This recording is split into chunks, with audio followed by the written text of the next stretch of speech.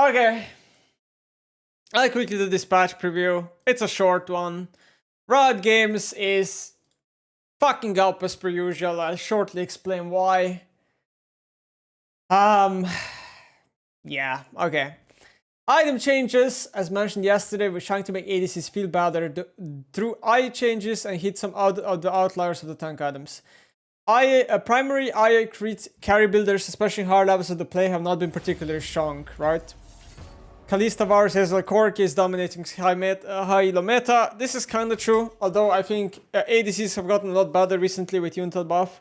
Tristana, Aphelios and stuff like that has gotten a lot better, Zeri.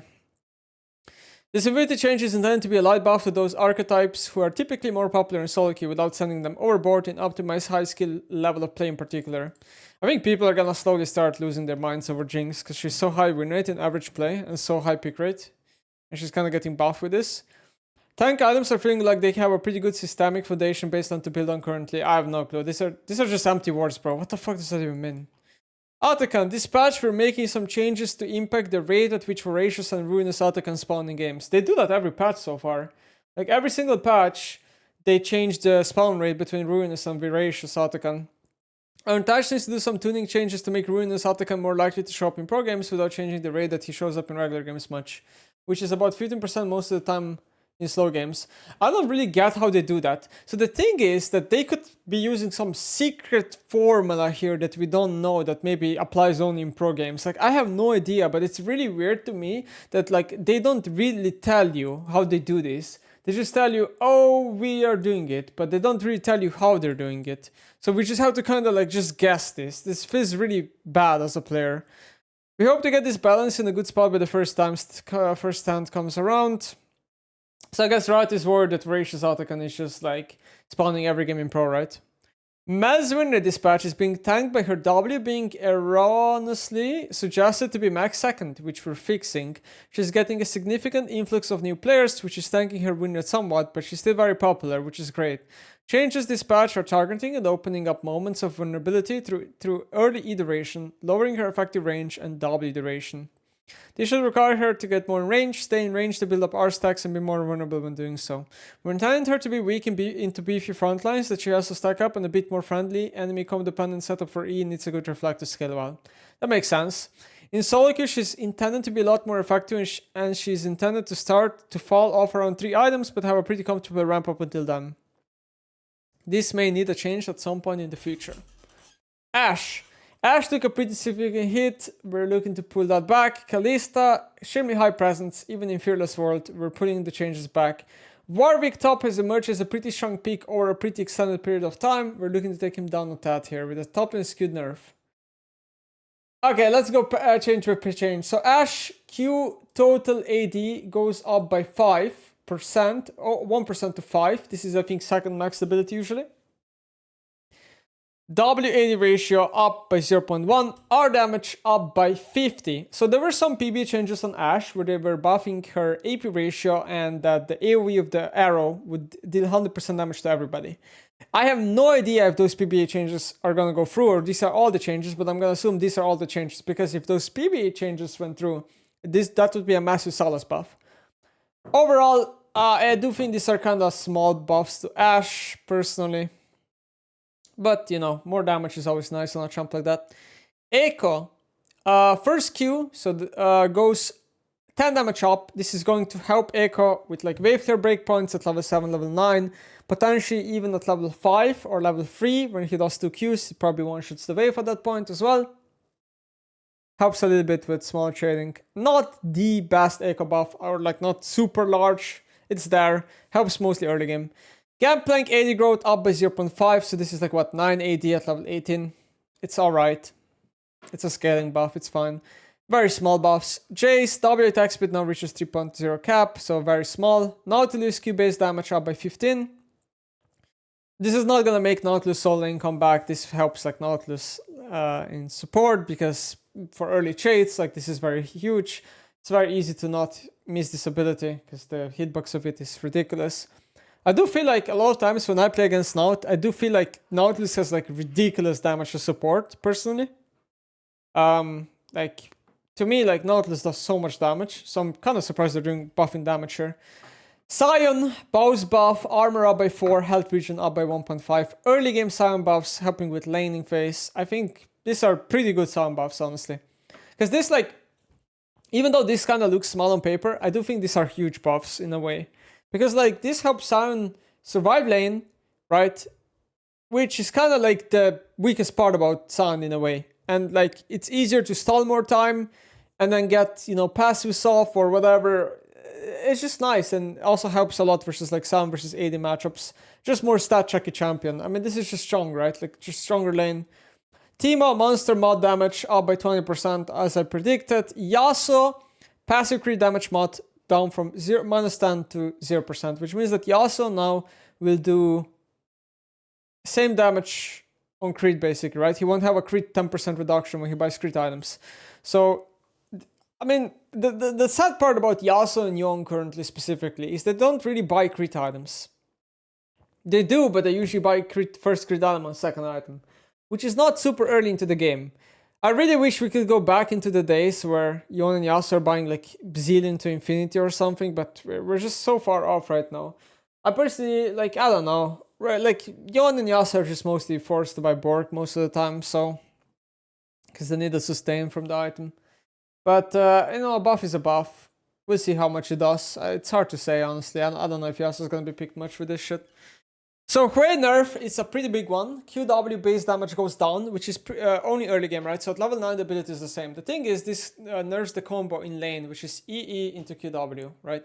This is like one of the main combos that you use to damage people. And I'm pretty sure that now, very often EE into QQ is going to be better. Okay, so there's a nerf there. Then they're nerfing WE damage, which is down by 5 and 5% AP ratio. I already think this ability is pretty good early game in my opinion, but not very good late. In late, this ability does not do a lot of damage. But I do understand that, I do probably agree with this nerf, because, like, let's be honest, WE is like the most unskilled part about Hui, and this damage is kind of guaranteed on the champion. So I think nerfing this ability, it does make a lot of sense. Passive AP ratio going down by 5%. This is a revert, right? Because I'm pretty sure they buffed passive AP ratio once to 35, and now they're reverting that. That's going to be some damage loss. This is going to be around 1% win rate loss for Hui, I think. And yeah, probably not going to be played a lot in high level. We'll see though. Kalista, W max HP damage down by 4% in early game, which does matter when you're 2v2ing with Kalista and your support is good at the game and then your support is proccing the passive. A lot of extra damage here, lost for Kalista. Kog'Maw, Q damage down for 10 and then 30. So in the PBE, they had AP ratio up on the ability, but now AP ratio doesn't seem to be changed. So it seems to be nerf to AD, nerf to AP Kog'Maw. But here's the thing, like, IMO, this nerf makes no sense. I do understand that this ability has a very inflated base damage, like 290 base damage on ability is ridiculous. But pretty sure Riot should be nerfing AD Kog'Maw, not AP Kog'Maw, and this nerf nerfs AP Kog'Maw more.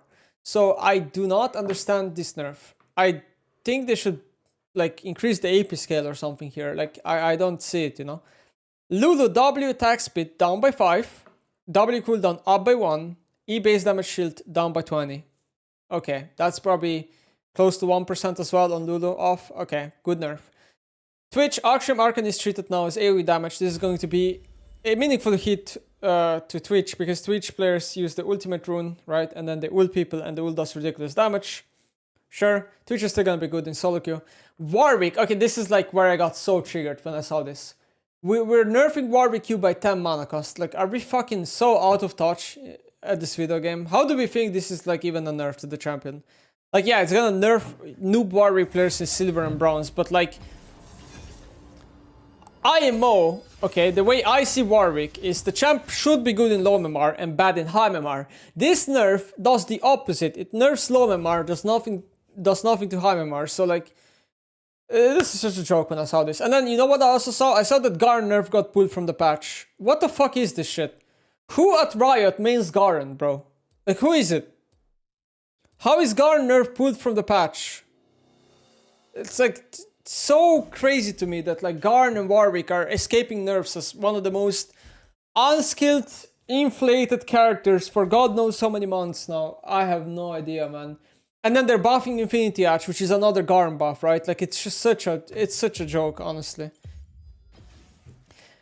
Mel's already commented on these changes. These are going to be nerfs overall. I do kind of like the direction these Mel nerfs are going, to be honest. I think long term the champ seems to be a lot healthier once she gets buffed back over time. Diana, I saw this and I was like confused. So passive monster mod goes down, Q damage goes up, W damage goes up. So they're buffing lane. They're trying to buff lane Diana. They're trying to nerf jungle Diana. Jungle Diana obviously being very strong right now, like 52% win rate across Elos, and people have figured the Lianji Riftmaker build, and she's very tanky and very good with the build.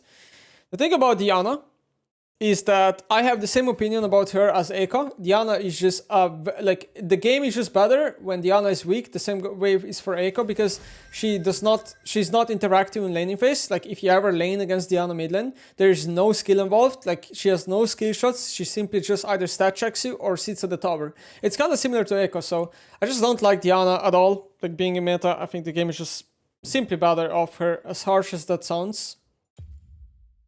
But Diana mid right now is like around 50% win rate, so I'm not even sure if the champ really needs a buff, but yeah, it's gonna be fine probably. So okay, Diana, sure. Elise, human W damage down by 20 base, down by 20% AP ratio, massive nerf to the ability. Spider W attack speed up by 20%, and Spider W cooldown down by 4, and Spider damage also up, right? So the way I see this is that if the Elise is able to be played in melee range, the champ is going to be probably stronger. If Elise cannot go melee range a lot, then the champ is going to be weaker. Now, I have no idea how to feel about this. Like, level 3, level 4, the champ is going to be really buffed. Like, the early game jungle Elise has to be buffed here. I'm just not sure about late game, because she's losing a lot of spider damage on W, right? I truly do think that this is... I don't know if this nerf is even support skewed. Like, it's so hard to say. Like, to me, if this is a nerf to the champion, it's going to nerf jungle as well. Like, I don't really see how this is support skewed nerf. That's what I'm, like, having a hard time seeing right now, if that makes sense. So, okay, Merc Chat's down by 50 gold, totally fine buff, very small buff, I think this is good. Symbiotic Souls up by 5 move speed, no reason to buff these boots whatsoever. Abyssal Mass down by 5, still gonna be a good item. Fimbulwinter Shield is down by a lot, probably still an okay item. Heartsteel, damage conversion down by 2%. I would say most likely a decent nerf to the item. Plated Steel Caps down by 2%. Taba is gonna be pretty bad next patch. I think people probably should not buy these boots anymore. I think they're gonna be one of the worst boots, if not the worst boots in the game. Unending Despair loses all its damage, base damage, so this item is not built for damage anymore. It's just for stats and for healing, I guess. So kind of have to change our mindset when it comes to this item. Infinity Edge, down 150 gold, down 5 AD. I mean, this is for sure a buff to the item. Everyone is happy here. Yon, Yas are happy, Trinda is happy, Atakhan is happy, and then every ADC in the game that builds Infinity is happy. I think Creed ADCs over time are slowly becoming better and better. Zarvi, Aphelios, Tristana, and whatever else. That's it. That's the patch. I'm just like really hate this Warwick change, and I really hate that they pulled Garn change out. Like, that's like my biggest gripe with the patch.